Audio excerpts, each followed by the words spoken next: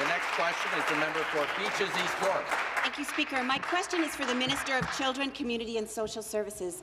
The government has released its 2018 Poverty Reduction Strategy report, and it was astonishing to find that the entire report is only 9 pages long and contains no specific plans or frameworks to address poverty.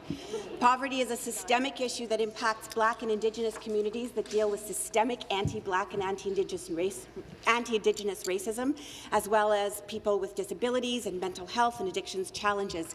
Can the minister explain why she cut promised and desperately needed OW and ODSP increases and cancelled the basic income pilot when she has no plan to deal with the systems that push people into and keep them in poverty? Minister of Children, Community and Social Services. I'd like to thank the member opposite for bringing poverty reduction to the floor of the Assembly today. As many Ontarians know, 1 in 7 of our neighbours is living in poverty today, and we have to do more in order to support that. That's why we increased social assistance rates across the board, 1.5% on ODSP, 1.5% for Ontario Works. That's why we had a 100-day plan to turn social assistance around in this province, so the 1 million people who are relying on social assistance, either on ODSP or Ontario Works, will have a hand up so that those who can work will get a job, and those who can't work will have greater wraparound supports. That's why I'm working with the Ministry of Training Colleges and University to ensure that we have better employment supports for people. That's why I'm working with the Minister of Health so that we can provide better mental health supports. That's why we're working with the Minister of Education to support more affordable childcare. We believe that there's a better way forward than just simply doing what the previous Liberal administration did, which put 1 in 7 people into poverty in this province. We can end. Thank you. Supplementary. Thank you, Speaker.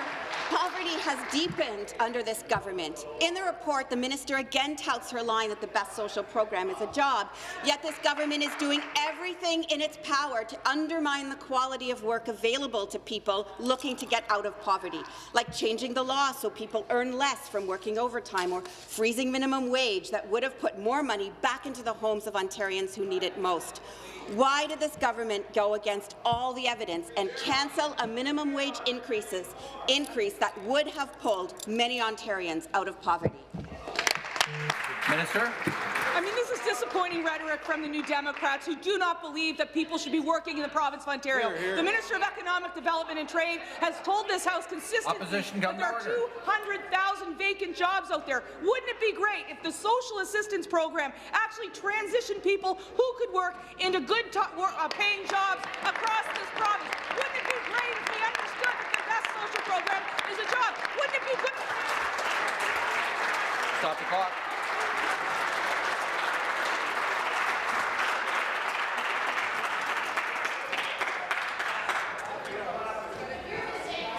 Order.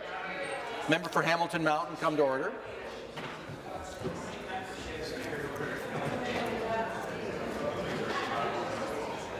I've stopped the clock.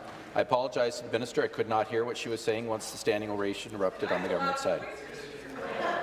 I can normally hear you, but I couldn't at that point. That's why I interrupted you.